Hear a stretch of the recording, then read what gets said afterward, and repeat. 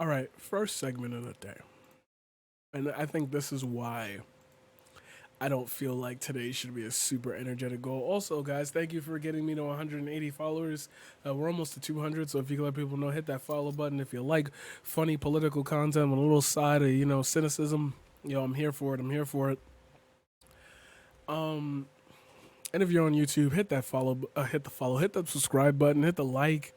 It helps the thing show up in more pages. If you want to see this get successful, I'm gonna need y'all. I'm gonna need y'all. Anyway, if you haven't heard already, during the trial of Derek Chauvin, and that's why I'm laughing at it because it's almost like like that's the joke. That has to be the running joke here. So if you don't know, come on, I don't want to sign up. Just let me.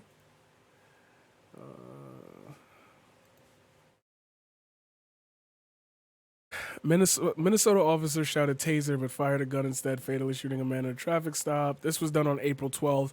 Okay, that's the running line here. A 20-year-old man was fatally shot during a traffic stop after Minnesota police officers shouted taser but fired a handgun instead. Dante Wright was driving with his girlfriend Sunday afternoon when he was pulled over in the Minneapolis suburb. Earlier, police said they tried to take the driver into custody after learning during a traffic stop that he had an outstanding warrant. The man got back into his vehicle and an officer shot him, police said. They said the man drove several blocks before striking another vehicle.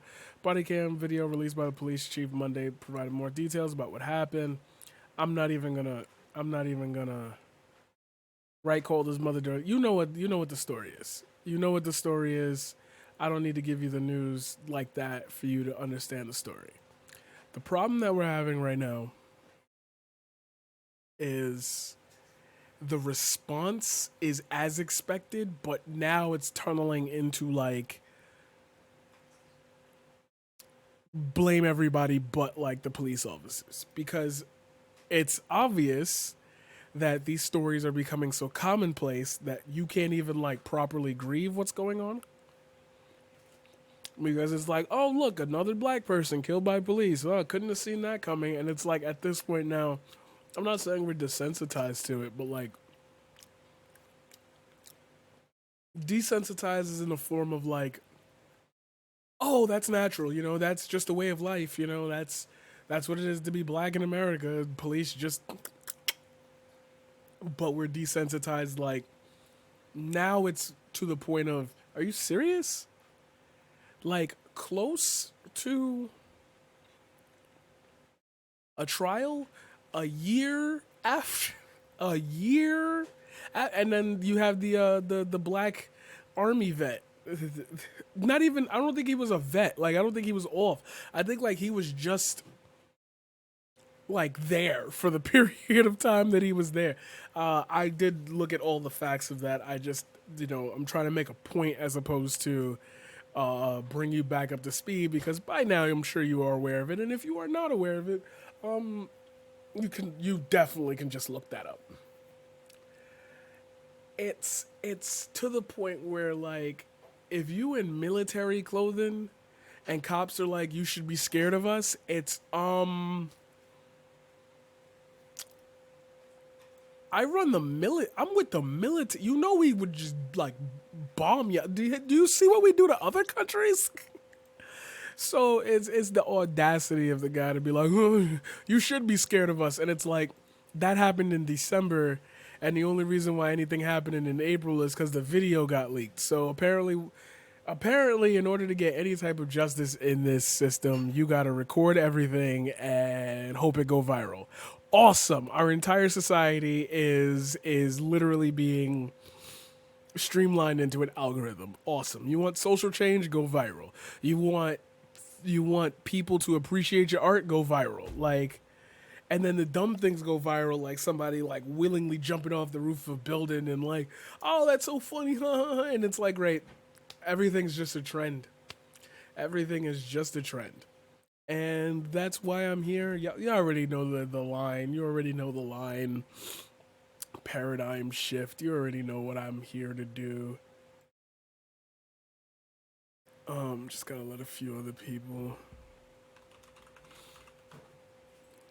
I say because I'm about to get to the. So it's funnier. And when I say funnier, I mean it's more tragic. That like now you can kind of see what the general response will be immediately when like something like this happens.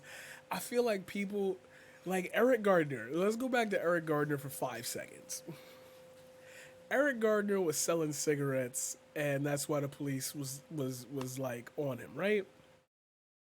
Far be it from me to say selling cigarettes shouldn't be a thing that like gets you killed. Now it's we legalize marijuana, but we can't sell cigarettes. I know y'all heard that. I know y'all heard that. Yeah, it's like, oh, we can legalize marijuana, but Eric Gardner died for selling cigarettes. But we still selling cigarettes, so like kill all the shop owners? Like I'm confused. I am ever so confused as to how we ended up in a situation where I have to willingly spend 15 to 20 minutes to explain to people why this is bad. Now, I'm going to do the thing I usually don't do, and I'm going to see it from the other perspective. The whole just comply, just do this, just do that. Here's my problem. If I am an as we're gonna go back to Elijah McCain. Like, sorry, Elijah. Did I get that name right? Oh God. Yeah, Elijah McClain. Sorry, I said McCain. Elijah McClain can't pose a threat to anybody, but somehow he needed to die. The guy who got shot going back into his car, he survived. Oh, but you should just comply.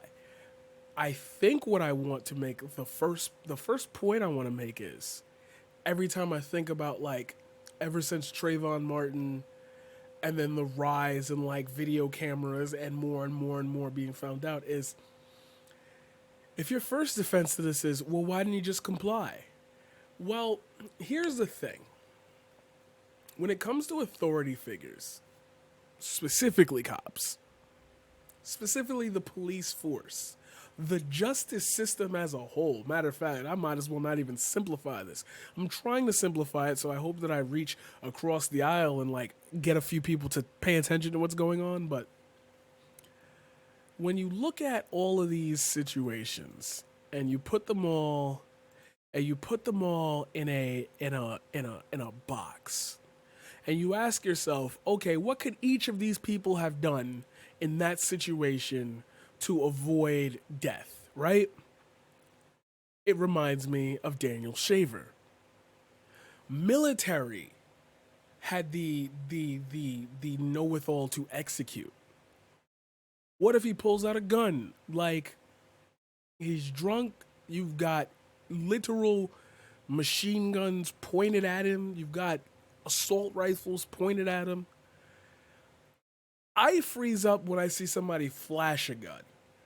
If I know the gun is targeted towards me and then you're telling me to like solve a quadratic equation, you really think that I'm going to be able to do so? That's a whole new level of pressure because it's one thing if you had the guns pointed at me and said, oh, you get like 7 strikes to get things wrong and then we shoot. Like, I know I got chances. But if you're telling me I make one mistake, I cough and it throws me off and I cough over with my hand because I don't want to expose the germs or whatever. I'm trying to, like, my mental training is to be polite even in a stressful situation. You mean to tell me I can follow your instructions to the T? So if we understand why Daniel Shaver couldn't respond, and remember, Daniel Shaver was not the target at all for any of this. Any of what was reported, anything of what was like there was no cause for him. He did not do anything. He was just literally the wrong guy at the absolute wrong time. If the wrong guy at the wrong time has the ability to fail to comply, which meant death, why would you expect anybody else to have the same preference?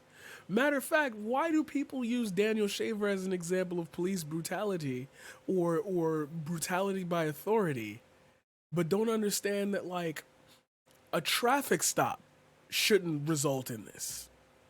Weed should not result in this. People have executed people in churches and movie theaters, and they have gotten away alive with the gun in hand, walking out with the gun up, like, yeah, I surrender.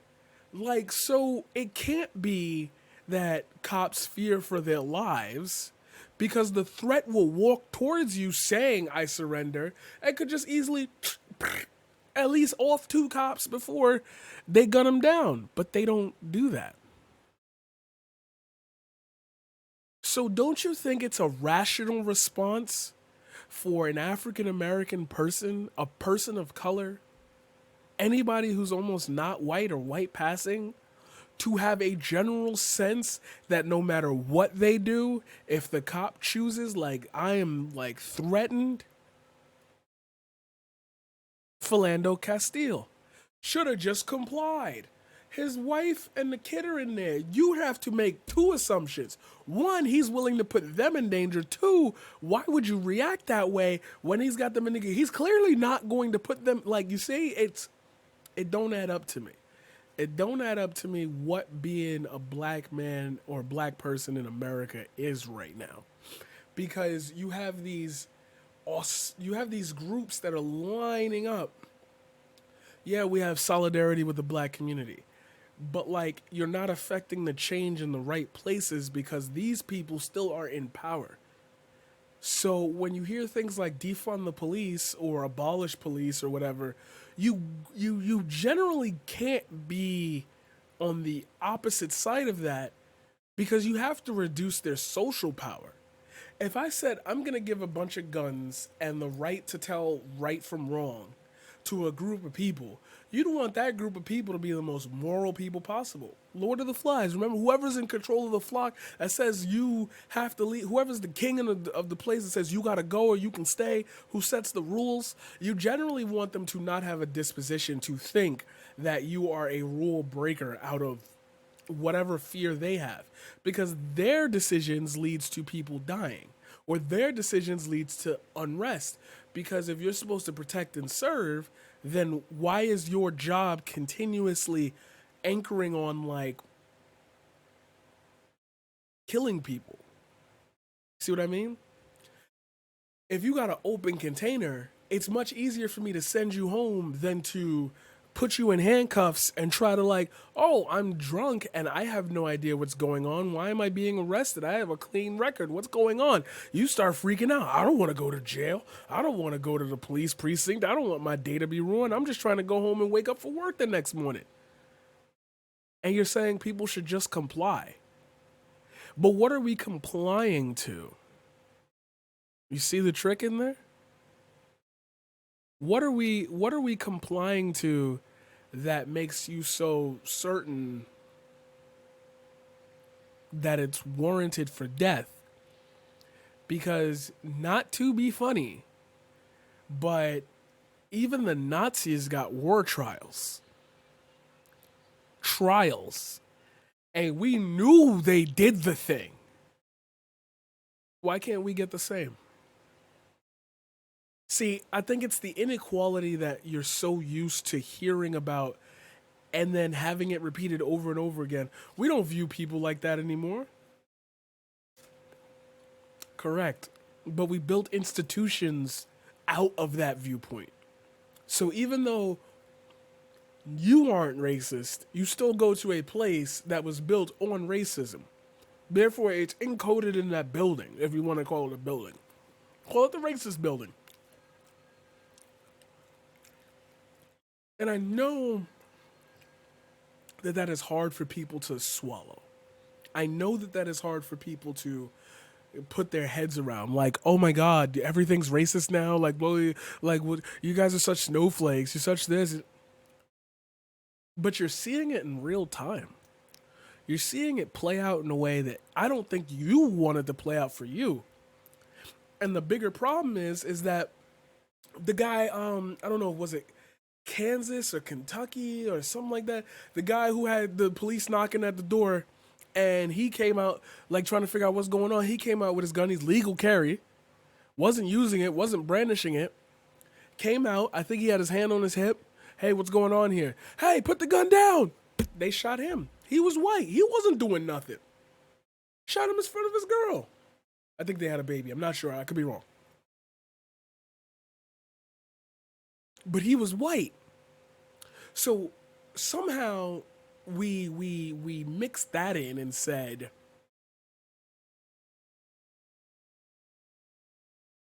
it happens to everybody. Here's the problem though. If it happens to everybody, then why aren't we working to dismantle the system that's making it happen to everybody? It's almost like if it happens to everybody, it's not a problem because it's just something that's going on. If it happens to one specific group of people, you blame it on the specific group of people because they don't do the things that stop it from not happening to other people. It's like everybody gets blamed but the thing that's doing the thing. Which leads me to this. Fox News correspondent. When you have something like an accidental discharge, people aren't going to say that it's justified, and they're going to default to the belief that Black Lives Matter, and they think that Black people are treated somehow otherwise. Do you believe the reaction and the build-up to tonight? All I can tell you is the reaction I've seen here on the street, and I think there is still a great deal of anger. And you get different people like Ben Crump putting things out on social media. So things are not necessarily any less angry because you still have a young black man who has been killed at the hands of police. And when you have something like an accidental discharge, people aren't going to say that it's justified, and they're still going to default to the belief that police, that Black Lives Matter, and they think that black people are treated somehow otherwise. What you do have out here on the ground, though, is bad weather. When it's cold, when it's wet, and it's miserable like this, it does have a tendency to tamp down the crowd. Sandra?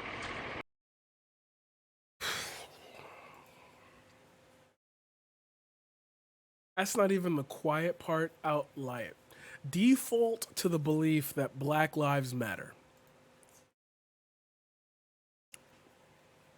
Now, let's do the two sides thing, since y'all love for me to do the two sides thing, since I'm too biased. Okay, if I need to search for a reason why that would be said out loud, that wasn't the quiet part out loud, I could go here with it. What he's saying is that people will default to the group Black Lives Matter, or they will default to the protests for Black Lives Matter, because that's the narrative that it was unjust, because we heard that it was accidental, and therefore, even though it was accidental, it still falls into the folly of black people are being treated otherwise, because it was an accident.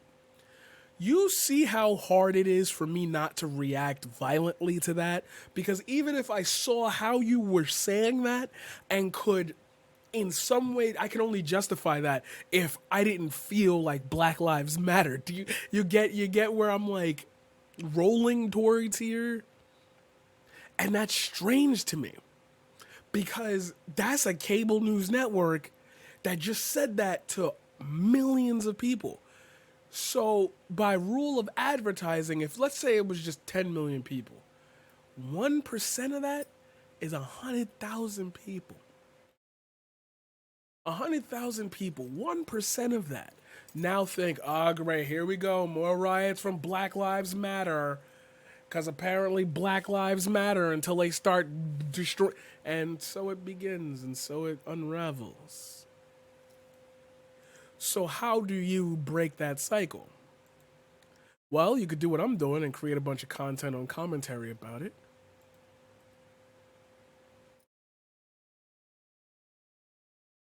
Or you hit the streets, show them what it's really about.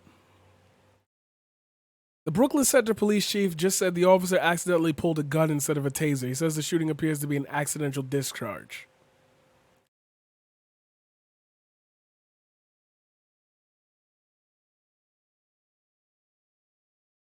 Wouldn't it just be? Yeah, I was gonna say that. Wouldn't it just be easier to just take away all lethal options from cops? Or let's say have 2 cops with guns and 8 without. There were 8 of y'all there, and you couldn't subdue that guy. Oh, he had a weapon. All right, so now the other 2 in the back can wait. All right, shoot him in the leg. This is where I started to like sympathize with the way I knew Biden was going for with that statement, but I still like, then don't say that statement then. They shouldn't be shooting people anyway. But you can visualize why somebody would say a non-lethal gunshot. Because you either tell them not to shoot anybody, or you dismantle the system which gives them the ability to be protected from things that we are not protected from. A cop runs a red light. Who's stopping the cop? What if the cop runs the red light and that causes a crash? No, who's at fault? Oh, you guys should have just held the right of way for the cop to get through. Okay, so red lights don't matter. Murder doesn't matter. Basic almost crimes don't matter unless they get caught up in some type of drug ring. And even then, it's like slap on the wrist. So they can kill, they can steal, they can deal, they can pretty much do anything. Oh, so what you're saying is that it's inbaked in the system. Even if they're not bad people, the system still gives them the right to cross the line. Oh.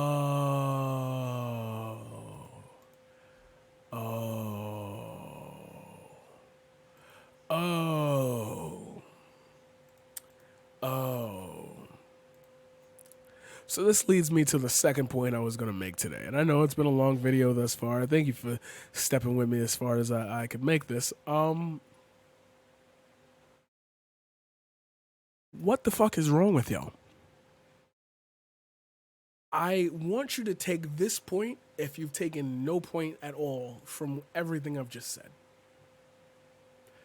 Is it possible, maybe, that some of the people who have power in our society use it negatively, and maybe we should dismantle the systems that give them that power? Because if you try to reform them, it's still reform inside of the system that gives them that power. Take down the things that allow them to feel like they can do those things. The same way the war on drugs was supposed to stop crack cocaine from filtering into black and like stop the influx of drugs into the country, blah, blah, blah. That didn't work, right? So instead of trying to stop that in such a way that it criminalizes people for basic things, rework the system so they're not criminalized for it. Therefore, that thing wouldn't be so sought after because it's normalized. Does that make sense? You can't tell black people you can't tell people to always just comply, because we've seen examples where complying leads to death. Is there a certain way we should comply? It starts to hark like the real echoes of the Jim Crow era, like Emmett Till. Emmett Till ain't do it. You know he ain't do it. They got his ass anyway. You're saying people shouldn't, peaceful protest.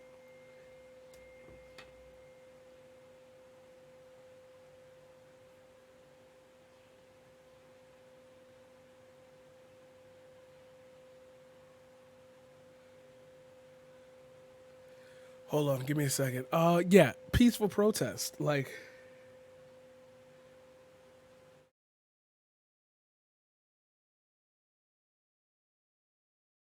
sorry guys, give me 1 second. Yeah, peaceful protest. Peaceful, like, how does that create change? How many protests do you need to see to notice that the thing that they were protesting about is still happening? So are the peaceful protests working? Should we keep at it until they stop? Because the longer you don't change the system, the more people die. So the protests aren't working. The viewpoint of how they're acting isn't changing some police officers from just doing the thing. So what's the medium here that you're looking for? How would you approach this to get people to do the right thing? You can only be at two sides on this. You either already think they're doing the right thing and all these casualties are just a result of the way the world is, or two, you're starting to notice that none of this shit is changing, therefore something much more pressureful must be done.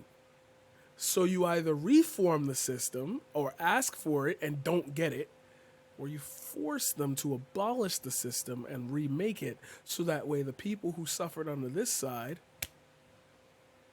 get in solidarity with the others. And if you are on the third side, which is just comply, then you can see why people immediately look at you and are like, why would you say that? Why would you do that? What is wrong with you? See what I mean?